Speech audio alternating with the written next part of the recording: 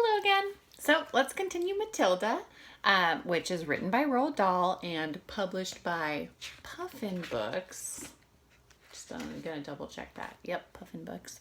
And we have left off where Matilda showed Miss Honey her special power of being able to topple over the glass with just her eyes. And Miss Honey was amazed, and she said, "Would you like to come over to my house?" And so this chapter is called Miss Honey's Cottage. And in my copy, it's on page 177. Miss Honey joined Matilda outside the school gates, and the two of them walked in silence through the village high street. They passed the greengrocer with his window full of apples and oranges, and the butcher with bloody lumps of meat on display and naked chickens hanging up, and the small bank and the grocery store and the electrical shop, and they came out at the other side of the village onto the narrow country road where there were no people anymore and very few motor cars. Now that they were all alone, Matilda all of a sudden became wildly animated. It seemed as though a valve had burst inside her and a great gush of energy was being released. She trotted beside Miss Honey with wild little hops, and her fingers flew as if she would scatter them to the four winds, and her words went off like fireworks with terrific speed. It was Miss Honey this and Miss Honey that, and Miss Honey, I do honestly feel I could just move almost anything in the world, not just tipping over glasses and little things like that. I feel I could topple tables and chairs. Miss Honey, even when people are sitting in the chairs, I think I could push them over, and bigger things too, much bigger things than chairs and tables. I only have to take a moment to get my eyes strong, and then I can push it out, this strongness, at anything at all, so long as I'm staring at it hard enough. I have to stare at it very hard, Miss Honey, very, very hard, and then I can feel it all happening behind my eyes. My eyes get hot, just as though they were burning, but I don't mind that in the least, Miss Honey. "Calm yourself down, child. Calm yourself down," said Miss Honey. "Let's not get ourselves too worked up so early in the proceedings." There's Matilda so excitedly telling everything to Miss Honey. Miss Honey is just calm. But you do think it's interesting, don't you, Miss Honey?" "Oh, it's interesting, all right," Miss Honey said. "It is more than interesting. But we must tread very carefully from now on, Matilda." "Why must we tread carefully, Miss Honey?" "Because we are playing with mysterious forces, my child, that we know nothing about. I do not think they're evil. They may be good. They may even be divine.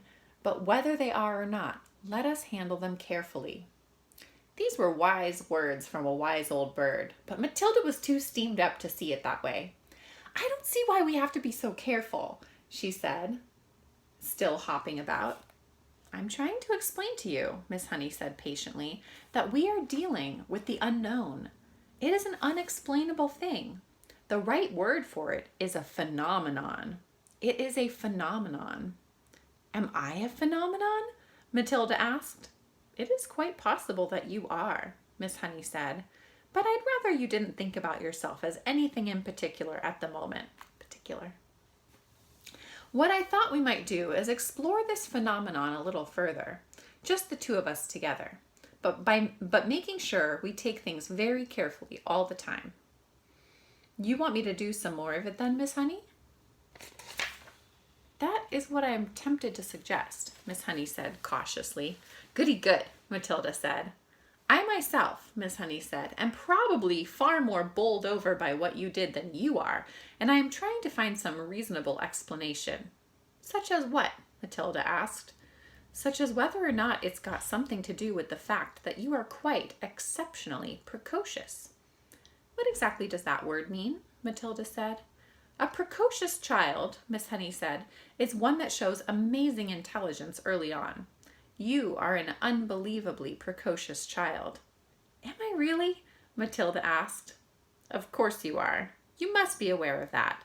Look at your reading. Look at your mathematics." "I suppose you're right," Matilda said.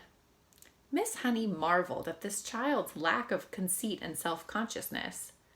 "I can't help wondering," she said, "whether this sudden ability that has come to you of being able to move an object without touching it, whether it might not have something to do with your brain power."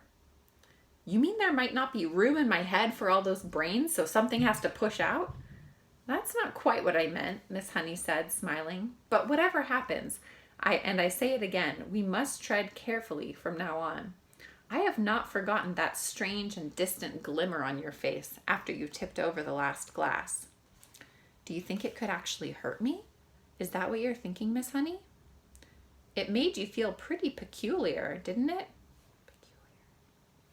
It made me feel lovely, Matilda said. For a moment or two, I was flying past the stars on silver wings. I told you that. And shall I tell you something else, Miss Honey? It was easier the second time, much easier. I think it's like anything else. The more you practice it, the easier it gets. Miss Honey was walking slowly so that the small child could keep up with her without trotting too fast, and it was very peaceful out there on the narrow road now that the village was behind them. It was one of those golden autumn afternoons, and there were blackberries and splashes of old man's beard in the hedges, and hawthorn berries were ripening scarlet for the birds when the cold winter came along. There were tall trees here and there on either side, oak and sycamore and ash and occasionally a sweet chestnut. Miss Honey, wishing to change the subject for the moment, gave the names of all of these to Matilda and taught her how to recognize them by the shape of their leaves and the pattern of the bark on their trunks. Matilda took all of this in and stored the knowledge away carefully in her mind. They finally came to a gap in the hedge on the left-hand side of the road where there was a 5-barred gate. This way, Miss Honey said, and she opened the gate and led Matilda through and closed it again. Now they were walking along a narrow lane that was no more than a rutted cart track. There was a high hedge of hazel on either side, and you could see clusters of ripe brown nuts in their green jackets. The squirrels would be collecting them very soon, Miss Honey said, storing them away carefully for the bleak months ahead. You mean you live down here? Matilda asked. I do, Miss Honey replied, but she said no more. Matilda had never once stopped to think about where Miss Honey might be living. She had always regarded her purely as a teacher, a person who turned up out of nowhere and taught at school and then went away again. Do any of us children, she wondered, ever stop to ask ourselves where our teachers go when school is over for the day? Do we wonder if they live alone or if there's a mother at home or a sister or a husband? Do you live all by yourself, Miss Honey? She asked. Yes, Miss Honey said, very much so. They were walking over the deep sun-baked mud tracks of the lane, and you had to watch where you put your feet if you didn't want to twist your ankle. There were a few small birds around in the hazel branches, but that was all. It's just a farm laborer's cottage, Miss Honey said. You mustn't expect too much of it. We're nearly there. They came to a small green gate, half buried in the hedge on the right and almost hidden by the overhanging hazel branches. Miss Honey paused, with one hand on the gate, and said, There it is. That's where I live. Matilda saw a narrow dirt path leading to a tiny red brick cottage. The cottage was so small it looked more like a doll's house than a human dwelling. The bricks it was built of were old and crumbly and very pale red. It had a gray slate roof and one small chimney, and there were 2 little windows at the front. Each window was no larger than a sheet of a tabloid newspaper, and there was clearly no upstairs to the place. On either side of the path, there was a wilderness of nettles and blackberry thorns and long brown grass. An enormous oak tree stood overshadowing the cottage. Its massive spreading branches seemed to be enfolding and embracing the tiny building. Embracing means hugging. So it seemed like the branches were embracing the tiny building and perhaps hiding it as well from the rest of the world. Miss Honey, with one hand on the gate, which she had not yet opened, turned to Matilda and said, A poet called Dylan Thomas once wrote some lines that I think of every time I walk up this path. Matilda waited, and Miss Honey, in a rather wonderful slow voice, began to recite the poem. You can see how the lines are separated into a little poem here. Never and never, my girl, riding far and near, in the land of the hearthstone tales, and spelled asleep, fear or believe that the wolf in the sheep-white hood, loping and bleating roughly and blithely, shall leap, my dear, out of a lair in the flocked leaves in the dew-dipped year, to eat your heart in the house in the rosy wood. There was a moment of silence, and Matilda, who had never before heard great romantic poetry spoken aloud, was profoundly moved. "It's like music," she whispered. "It is music," Miss Honey said. And then, as though embarrassed at having revealed such a secret part of herself, she quickly pushed open the gate and walked up the path. Matilda hung back. She was a bit frightened of this place now. It seemed so unreal and remote. Remote means far away. And fantastic, and so totally away from this earth. It was like an illustration in Grimm or Hans Andersen. Those are authors of fairy tales, so she's saying it seemed like an illustration in a book of fairy tales. It was the house where the poor woodcutter lived with Hansel and Gretel, and where Red Riding Hood's grandmother lived. And it was also the house of the 7 dwarves and the 3 bears and all the rest of them. It was straight out of a fairy tale. "Come along, my dear," Miss Honey called back, and Matilda followed her up the path. The front door was covered with flaky green paint, and there was no keyhole. Miss Honey simply lifted the latch and pushed open the door and went in. Although she was not a tall woman, she had to stoop low to get through the doorway. Matilda went after her and found herself in what seemed to be a dark, narrow tunnel. "You can come through to the kitchen and help me make the tea," Miss Honey said, and she led the way along the tunnel into the kitchen. That is, if you could call it a kitchen. It was not much bigger than a good-sized clothes cupboard, and there was one small window in the back wall with a sink under the window. And there's a picture of her little kitchen. But there were no taps over the sink. Against another wall, there was a shelf, presumably for preparing food, and there was a single cupboard above the shelf. On the shelf itself, there stood a Primus stove, a saucepan, and a half-full bottle of milk. A Primus is a little camping stove that you fill with paraffin and you light it at the top, and then you pump it to get pressure for the flame. "You can get me some water while I light the Primus," Miss Honey said. "The well is out at the back. Take the bucket. Here it is. You'll find a rope in the well. Just hook the bucket onto the end of the rope and lower it down. But don't fall in yourself." Matilda, more bemused than ever now, took the bucket and carried it out into the back garden. The well had a little wooden roof over it and a simple winding device, and there was the rope dangling down into the dark, bottomless hole. Matilda pulled up the rope and hooked the handle of the bucket onto the end of it. Then she lowered it until she heard a splash, and the rope went slack. She pulled it up again, and lo and behold, there was water in the bucket. "Is this enough?" she asked, carrying it in. "Just about," Miss Honey said. "I don't suppose you've ever done that before." "Never," said Matilda. "It's fun. How do you get enough water for your bath?" "I don't take a bath," Miss Honey said. "I wash standing up. I get a bucket full of water and I heat it over this little stove, and I strip and wash myself all over." "Do you honestly do that?" Matilda asked. "Of course I do," Miss Honey said. "Every poor person in England used to wash that way until not so very long ago, and they didn't have a Primus. They had to heat the water over the fire in the hearth." "Are you poor, Miss Honey?" "Yes," Miss Honey said, "very. It's a good little stove, isn't it?" The Primus was roaring away with a powerful blue flame, and already the water in the saucepan was beginning to bubble. Miss Honey got a teapot from the cupboard and put some of the tea leaves into it. She also found half of a small loaf of brown bread. She cut 2 thin slices, and then from a plastic container she took some margarine and spread it on the bread. Margarine, Matilda thought.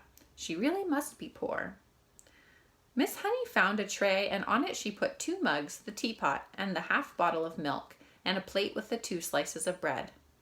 "I'm afraid I don't have any sugar," she said. "I never use it." "That's all right," Matilda said. In her wisdom, she seemed to be aware of the delicacy of the situation, and was taking great care not to say anything to embarrass her companion. "Let's have it in the sitting room," Miss Honey said, picking up the tray and leading the way out of the kitchen and down the dark little tunnel into the room at the front. Matilda followed her, but just inside the doorway of the so-called sitting room, she stopped and stared around her in absolute amazement. The room was as small and square and bare as a prison cell. The pale daylight that entered the room from a single tiny window in the front wall, but there were no curtains. The only objects in the entire room were 2 upturned wooden boxes, which served as chairs, and a third box between them, which served as a table. That was all. There were no pictures on the walls, no carpet on the floor. Only rough, unpolished wooden planks, and there were gaps between the planks where dust and bits of grime had gathered. The ceiling was so low that with a jump, Matilda could nearly touch it with her fingertips. The walls were white, but the whiteness didn't look like paint. Matilda rubbed her palm against it, and white powder came off onto her skin. It was whitewash, the cheap stuff that's used in cowsheds and stables and hen houses. Matilda was appalled.